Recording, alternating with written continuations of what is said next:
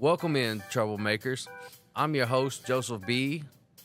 of the Blind Leading the Blind podcast, and I will be your guide to the world of the blind.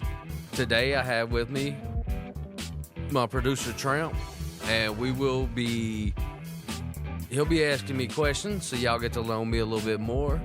And as we go on this adventure together, we'll rock and roll. So let's hit it, brother. Rock and roll indeed. Mr. Joseph Brock, how are you doing today? I'm good, my brother. How are you? I am, fantabulous. I think, honestly, if I'd be doing any better, they'd probably try to arrest me. Oh, exactly. Exactly. Well, Joseph, since this show is about you, let's get to know who exactly is the Blind Leading the Blind host, Joey B. Who are you, and why should we listen to anything you say? So first off, for y'all, for troublemakers, for y'all listening and watching, yes, I am blind. This came about because I was searching through the podcast, all the different platforms and everything, and there's not a lot of us out there that have visual impairments or blind. You know, I'm one of those. I don't get offended. You can call me blind. I don't give a damn. But I just was searching, couldn't really find anything, so I'm like, I was like, wouldn't it be a great idea? I had this idea and concept forming of, let's create a podcast that's hosted by a blind guy that can just throw people for a loop. Like, because most time with you have a disability, most people look at you like you can't do anything. But I'm like, to put it out there that, no, yeah, we can still do stuff, that we just don't, sit at the house and, get in the fetal position with our thumb in our mouth, and the woe me that, there are quite a few of us out there, actually very, very, a lot of us that, we get out and we do stuff all the time. I got to imagine if you're in the disabled, visually impaired community, probably nobody's feeling sorry for you, Well, it's either that. I mean, people that know you at first are kind of like, oh, let me do that. But, those of you those that don't pay attention, because I walk with a white cane. That's my guide cane. That's how I get around with a sighted guide. But like most people, they don't pay attention to it.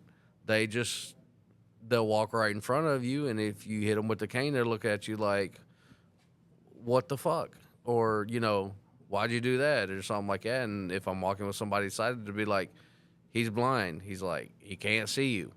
And then they all like freak out, and they're like, oh, my bad. I'm like, no, don't treat us any different.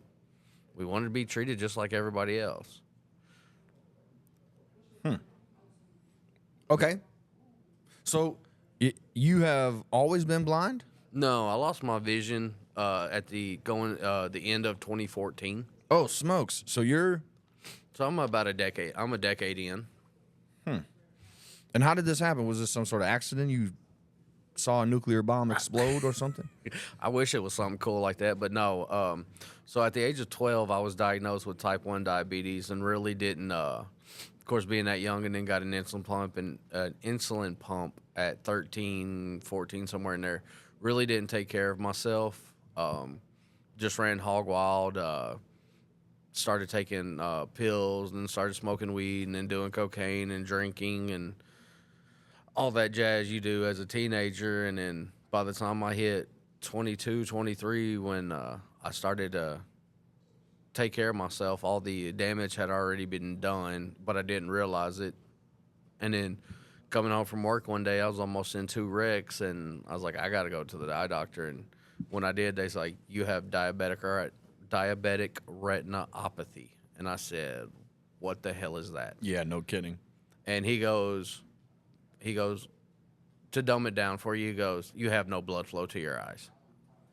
And he's like, so he sent me to an ophthalmologist, and they thought they could save him, but, the odds weren't in my favor, unfortunately. And so I ended up going completely blind in my right eye, and I have less than 10% in my left.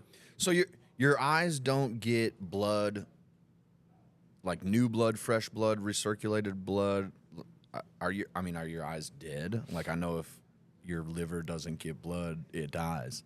Yeah, so like I say, my right eye is completely dead. Like it's already. If I was to take my glasses open and hold my right eye open, it would look like a cat's eye marble. Now my left eye, it still looks exactly the same. But the best way I describe it is I'm walking through a dense fog and I can only see light. So you can notice if it's super bright out or if it's dark outside.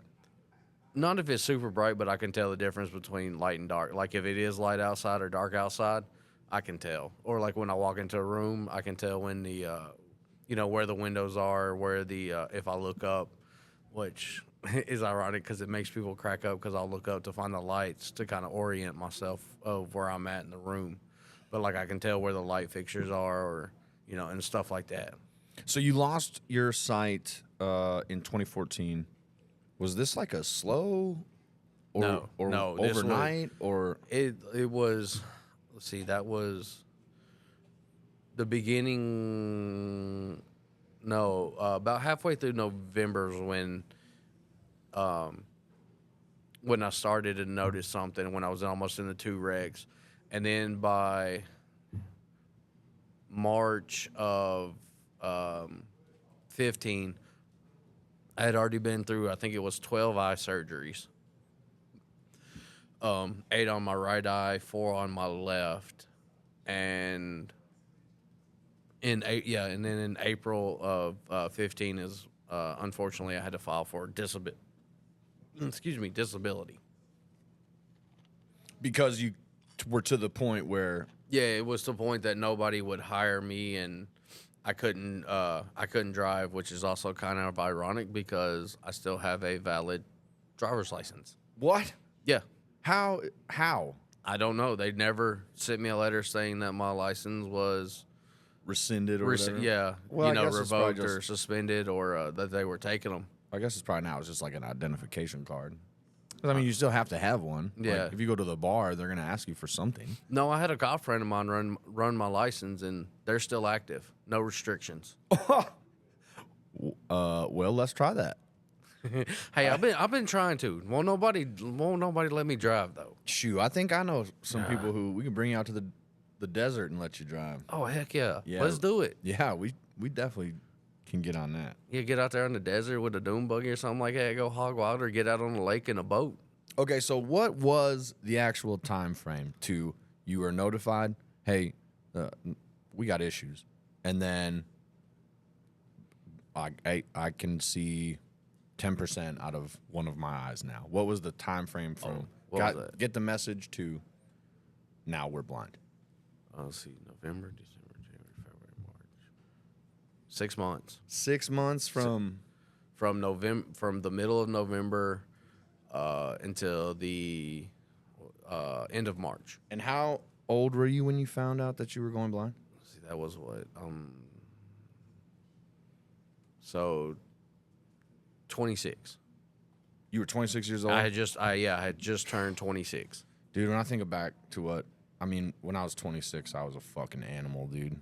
Oh yeah, I mean, those like from the time I was 14 all the way up to 20 23, I was I had a good paying job. I was a construction worker. So I was making, good money. I was at the bars on it's no longer there, but the Silverados in Lebanon. Shout out. Yeah, shout out to them. Now it's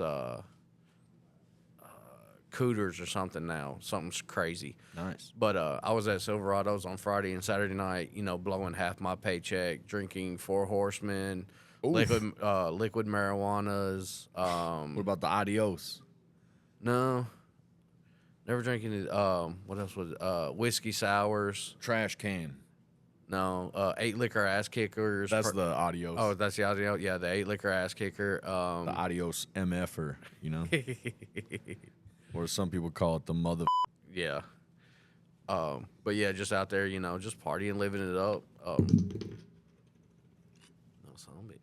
But yeah, just doing, crazy shit and everything, and then got back with my ex and kind of straightened up a little bit, and but yeah, and then was starting to get sick again. And my son, he's like, "Daddy, please go to the doctor." And yeah, I did, and found out that's when, uh, not with my eyes, but that my body was starting to kind of fail on me a little bit. Yeah. Were you doing just work and partying? Were you no fitness? I'm assuming was.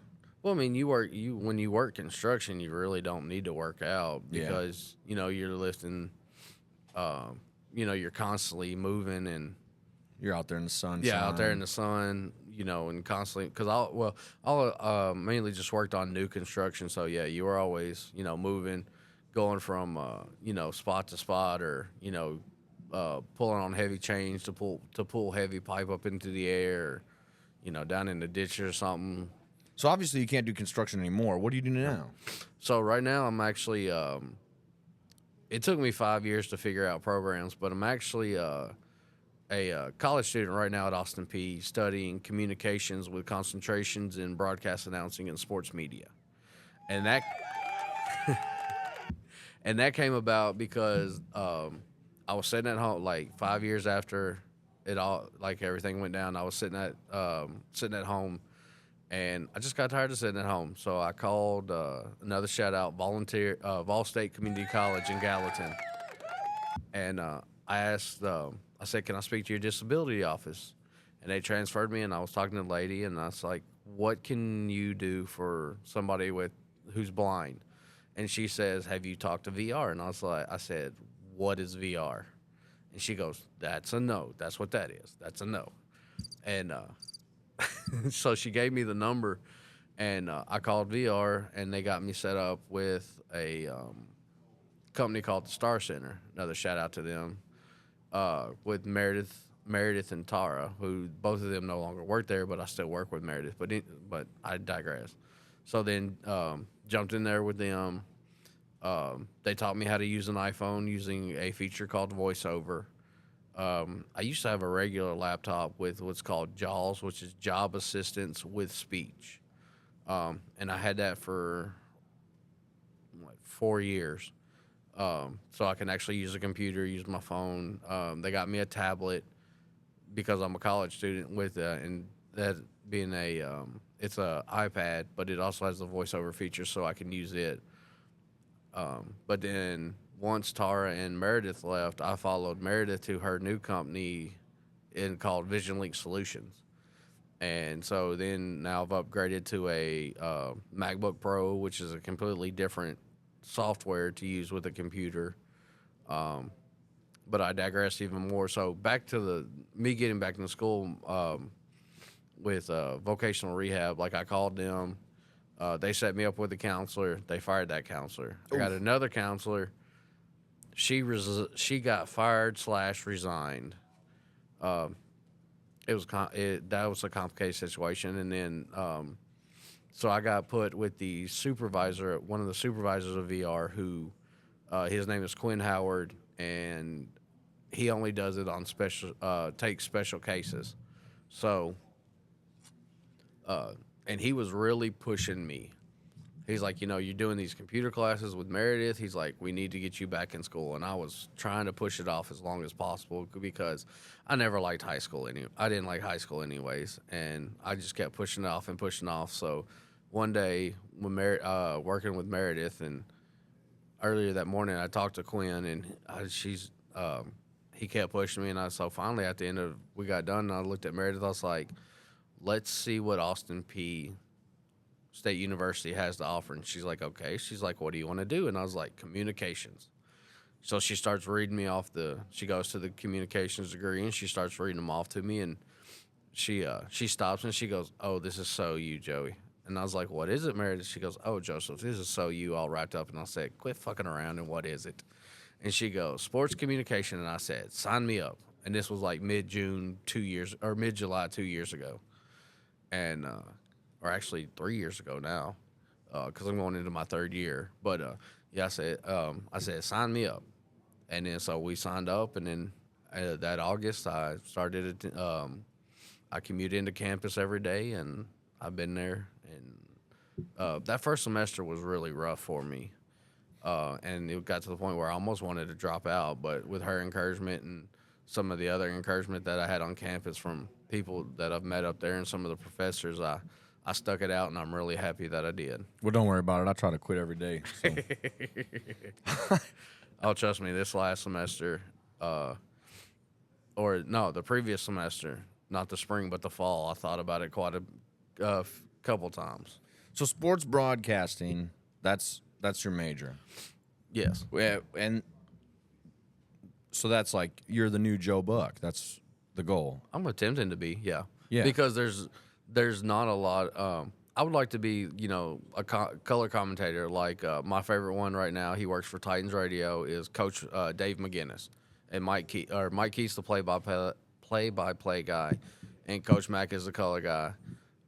Those two keep me so in tuned with the games on Sundays that it actually, I feel like I'm there in the stadium and I can still see it the way they describe the game. Well, hell yeah.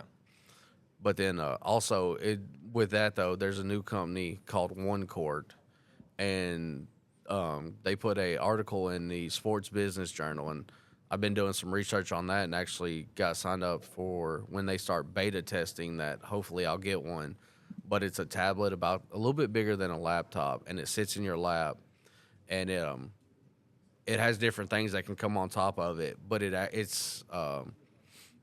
it brings you in, actually brings you more into a game. I got it pulled up here, Joseph. So here is what the website says. It says sports are for everyone, and it shows I'm assuming visually disabled person with his hands on a tablet. Mm-hmm. Founding story. In September of 2021, at the start of his junior year at the University of Washington, Jared came across a video of a blind man at a soccer match. The man in the video sat with a sighted woman who watched the game below and simultaneously moved his hands across a tactile game board to represent the action on the field. This manner of watching the game through touch was meaningful but uncommon. Jared quickly formed a team to realize this vision, pulling from engineering design and entrepreneurial corners of the university. And it is... they have a mock-up design of it here. It looks like it works off of heat. So yeah, and in the article also, it's it'll have a 5G connection and Wi-Fi. So as they're moving on the field, the way you'll have your hand set on it, because the way it was described to me is there's two places that you can put your hands, but it'll you can feel actually like where the ball's at on the field and where the players are moving to. Yeah, this thing looks really cool. Hold on, I'm going to see, because there's an option to get one. Oh, yeah, no, I done signed up for it. Did you get one for your house or for the stadium? For the house. Join the wait list. Yeah, I've already joined. I joined the wait list. Did you get an email, and did it say, like, how far or how long it's going to be? No, yeah, they sent an email back because Marathon and I did this together, so I made sure I didn't screw it up. They're still in the R&D phase, which is the research and development. Oh, is that you signed up to be a tester for them? I did that. Yeah, I did both of them. Man, if we can get that thing in here, we could do like a review of it. Yeah, especially if when we watch the Packers beat that ass. You're so full of shit, Yeah, man. right. The Yeah, Packers right. are going to get trounced Are like they you- did the last time the Titans played them. I was going to say, obviously, you haven't been watching the Titans for the past couple years, but I think that is obvious, unfortunately. No, but I listen to every game, whether they win or lose. I listen to every game so that I can call my favorite radio station, 104.5 The Zone, and bitch about them. Or Yeah. congratulate them when they win or bitch when they lose. I think that's all of us. Yeah, I'm definitely going to that Packer game. So that's here in Tennessee. Yeah. I can have some buddies coming down from Wisconsin. My one buddy's like, I'm not even going to buy a ticket. I'm just going to come down and hang out with y'all. I was like, well, I got a buddy I don't think he's interested in going to the game. Maybe just hang out with him in the parking lot. Hell yeah. One Court. Shout out One Court for trying to assist the disabled community. We'll post a link to their website and all their products in the description of this video underneath. And we're going to try to get somebody from One Court on the podcast. We'll reach out to them and see if we can't get them to call in or maybe give us some more information or maybe bring us one and give us a little Demo display of or it, something. Yeah, demo that'd be of it, awesome. yeah. A little demonstration. Yeah, because I actually didn't see in the article where it specified, if it was all sports or just one sport. The website looks like it's all sports. They Yeah, have that's- a different display that goes over the top of it for football and soccer. And Yeah, so we, Meredith and I, we composed this long email to, just have certain questions, like, is it one sport, more sports? Can it be, does the stadium or arena have to be a part of this program, or does it automatically pick up? It was just a long list of items, and and the delay time too for with me announcing, is there a delay from the field to the tab to the device, or I'm sure there's got to be at least a little bit. that's what he's figuring. But being a color analyst, it'll give me time to figure everything out just by feel, so I could talk about it. So would you say that your college experience has been pretty normal so far? I mean, obviously you're an older college student, but other than being just an older college student, other than being older and blind, would you say it's pretty normal? I mean, we met in a history class. That's a totally normal class. Yeah. And then we took video production, which was strange. But I mean, that was fine too. I mean, I haven't seen you in any other classes, but I mean, I got to assume. Oh yeah, it's just it's normal. I just have certain accommodations that allow me to get the things done. Like I got a little bit extra time on homework because it does with the visual impairment. There is some more work that I have to put in that a normal student doesn't. But yeah, and a little extra time on tests and have somebody read the test to me if they're not online, which half the time I don't like them voices anyway. So always exams and tests and stuff like that, I prefer it if somebody reads it out and gives it do it that way. Yeah, that makes total sense. So you just, I've dropped you off and picked you up from the Disability Resource Center before. Mm-hmm. So you just show up there every day, or do you just go to that room when you need to? That's kind of base camp for you, I would assume? Yeah, if when my schedule, if I don't, because I usually like to set my classes back to back to back to where, get them all done. But if sometimes I can't do that, on Mondays, Wednesdays, and Fridays, classes are only an hour long. So if I got a gap in between that, I'll either go kick it over in the comms building, figure out how much trouble I can get in over there. There you go. Or, I'll go down to the SDRC office and chill out with the director or the receptionist and, cut up jokes, make fun of other students with weird names. Like this past semester, there was a kid, his name was Maurice. And that's my middle name. Is it really? Yep. But no, it's not. It is. But so, Maurice, I really didn't make fun of him, but no, we were down there and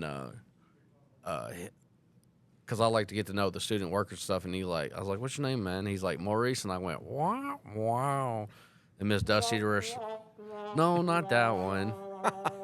But he looked like, oh yeah, the pompatus of love. Yes, he looked at. I could tell I could tell from the way he cocked his head, and he's like, what? And Miss Dusty, who's the receptionist, she started cracking up, and she goes, I seriously hate you right now, Joey.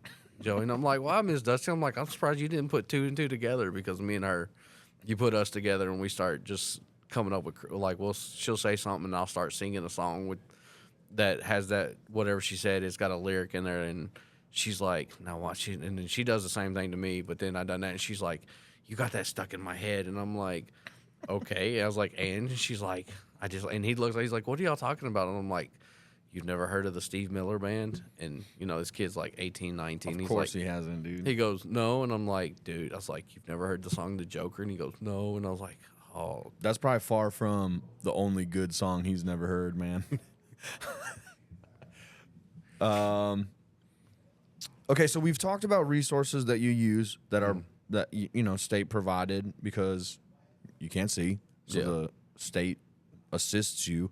What are some other resources that you use that are provided by the state, the community? I know you go to a lot of groups, a lot of men's groups, a lot of Yeah. group activities that it seem like they're just, hey, we're all in this together. So let's. Yeah, so I started working with a company 2 years ago called Vision Link Solution.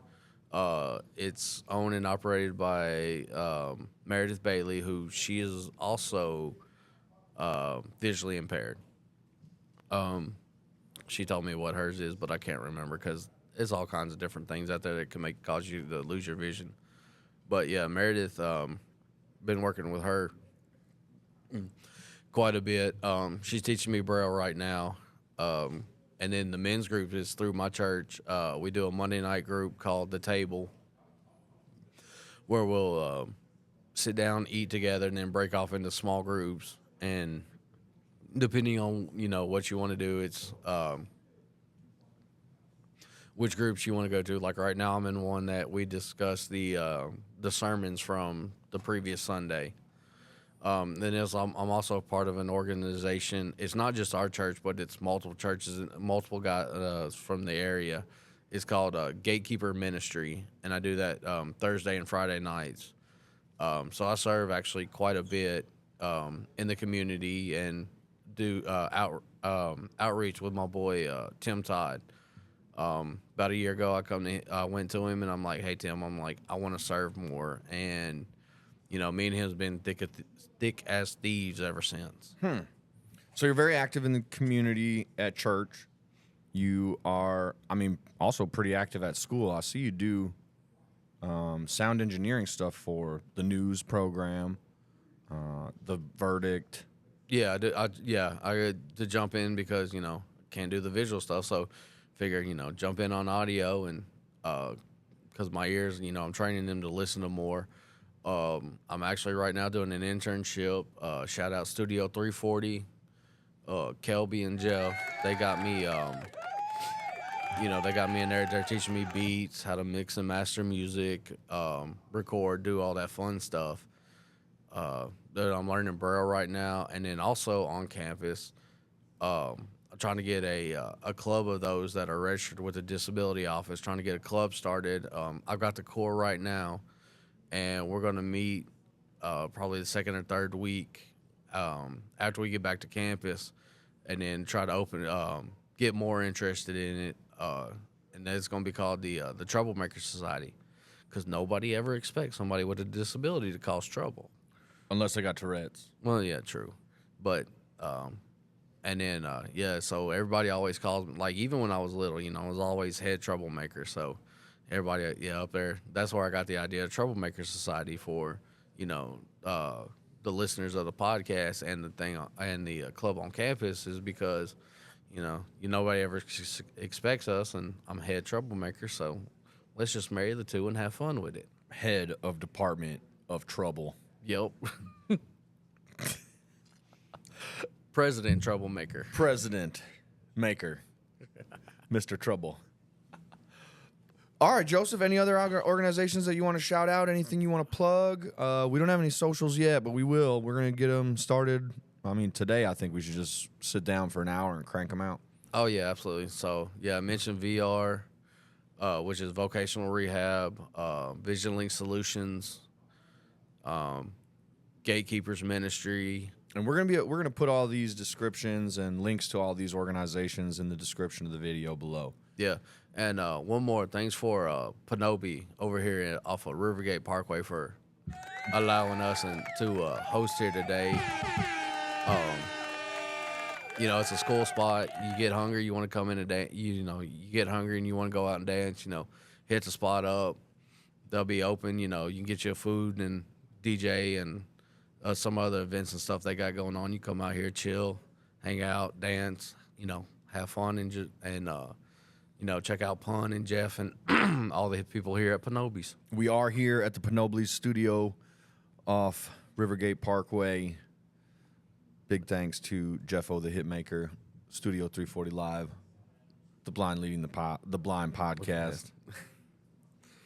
And man, thank you, Dave, for because like I said, I had this concept and I put a good team around me. You, Jeff, Kelby, and a few others that couldn't be here today, but kind of have help guide me through this process to get this up cranked and get it rolling. No worries, my friend. We are going to come out with many more of these episodes. So, Absolutely. But all right, troublemakers, that sounds like us all for today. So if you're going to cause trouble, always remember, be good or be good at it. Peace.